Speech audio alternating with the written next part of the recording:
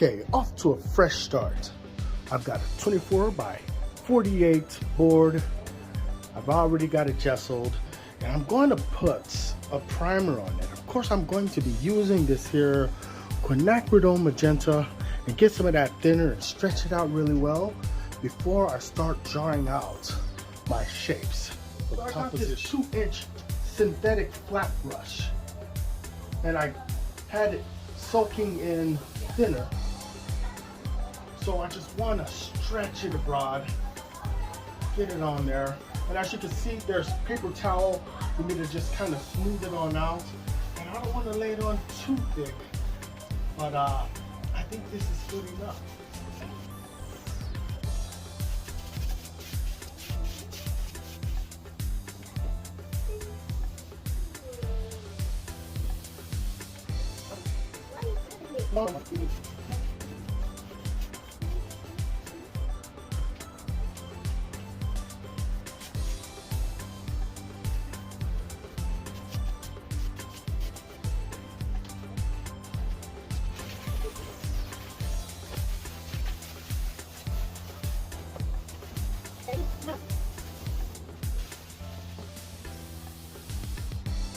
I will be using a number 2 round to sketch up my composition.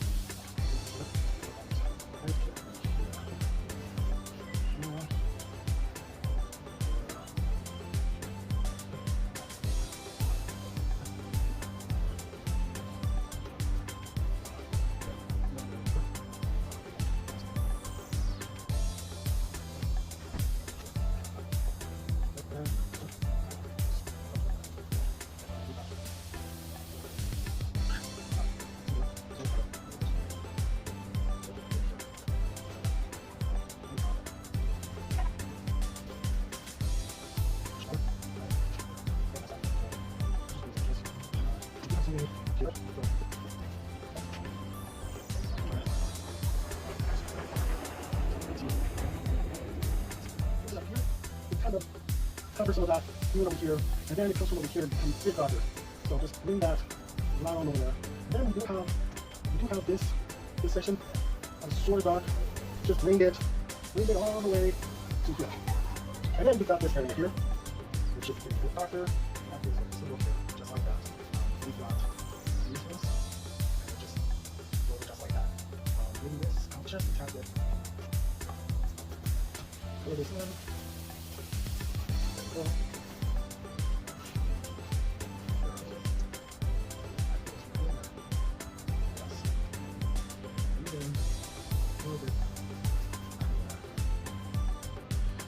Alright, so here's what I got so far. It took me roughly 9 minutes to get all of this done, just sketching out my shapes, getting in the shadows. Number 8 flat. This is a brand new one, a bit wider than the one I used to using. So what I've got here is I got the cerulean blue and I've got the zinc white. So I'm going to be mixing up a little bit, but I'm sure that along the edges I want to just go straight blue. This is your 𝐻𝐤𝐿𝐞 kit. Let's mix it in. Okay.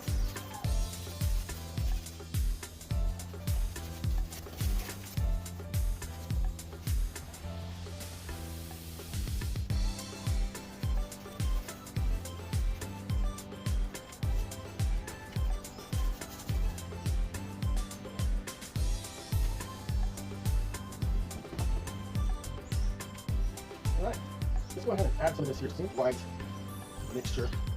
And a little bit of that going right over here. Yes. Right over here.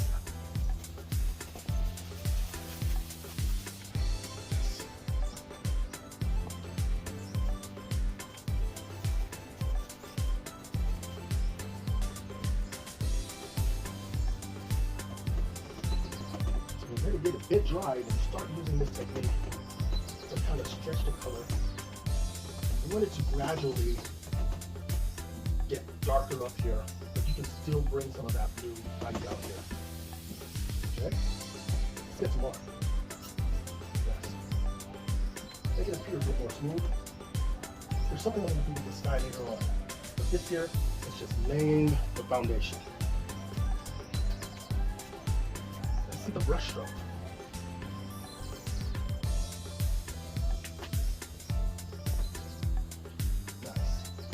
Beautifully done.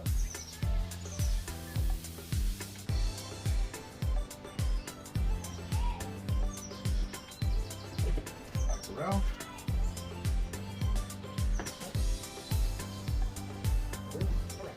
I'm going to use the titanium white, which is much thicker than your zinc white. I'm going to kind of bring it over in this section and just kind of make way for clouds. Soft strokes over here. That's fine. But just kind of bring it out just a tad bit over here. Look at that. This section here. Let's go ahead and chop that right on over there. Alright? Like that. And I can fluff it, do whatever I like.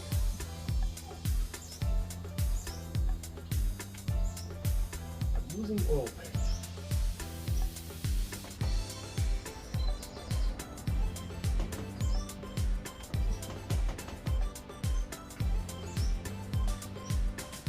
The trick is when you're using dry on semi-dry, you can move the oil paint and do some amazing things with it.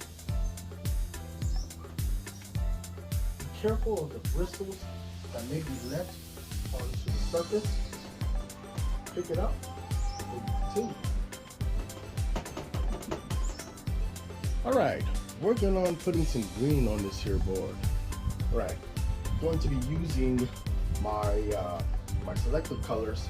So what we've got is we've got lemon yellow, we've got chromium oxide green, we've got yellow ochre, cadmium yellow hue, and we got the sap green. All right, let's start off with just using the phthalo green for the bottom section here. I'm not going to use too much of it, but I just want it in the area, and it sort of comes off closer into this section here. So let's just kind of make this here shape, and it sort of comes down here because in the foreground will come the tall grasses. So let's go ahead and just kind of fill this area in, and I'll go down further.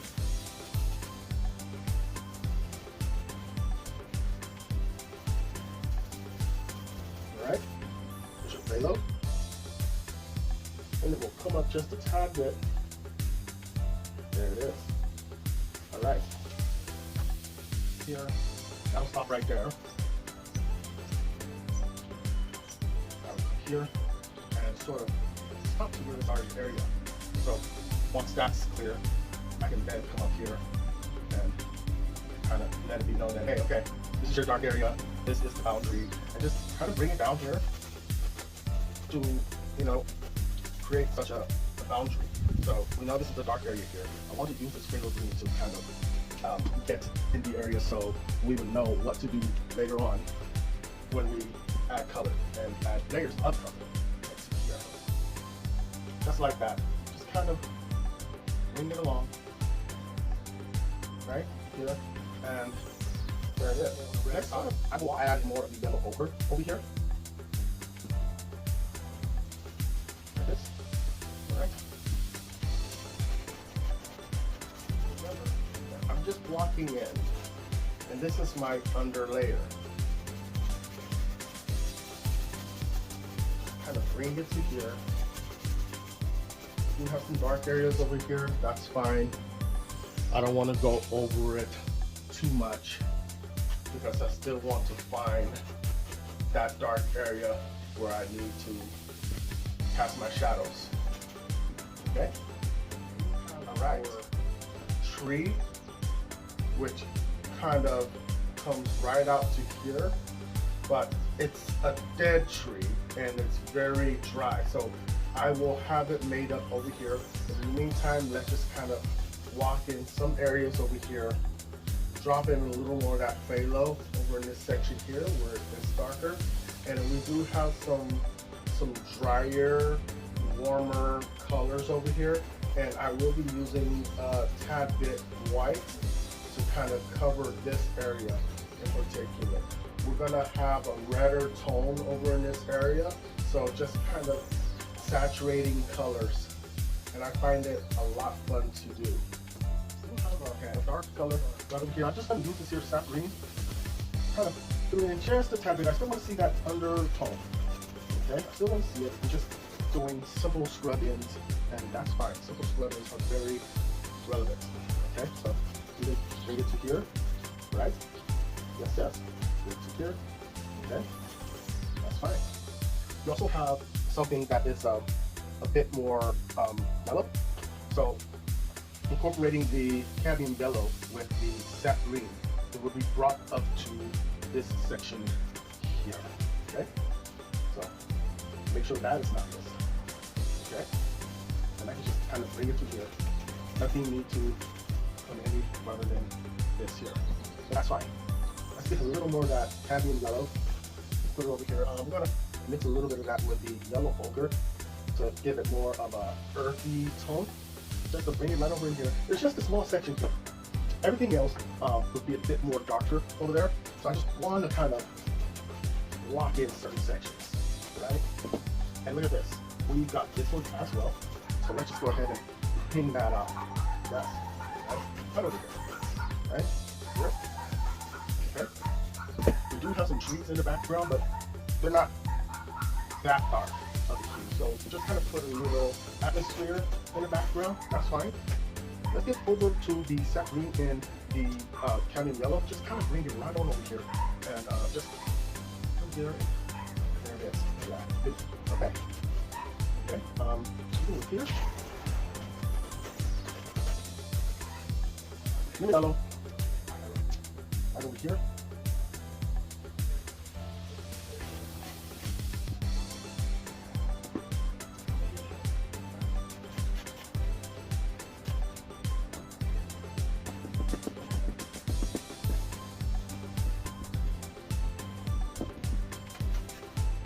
Good.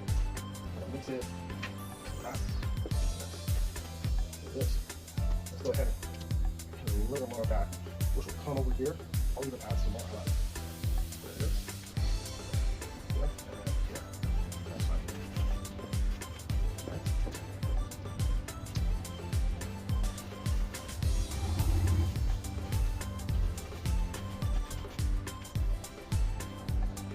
Good.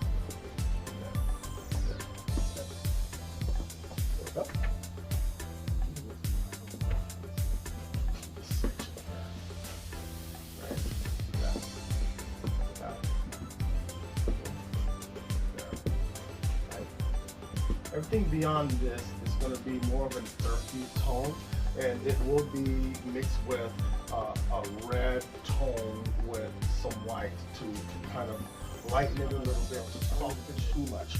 Let's get a little more of that yellow ochre. Just kind of mix it in there, right? So here and there, right? Yes.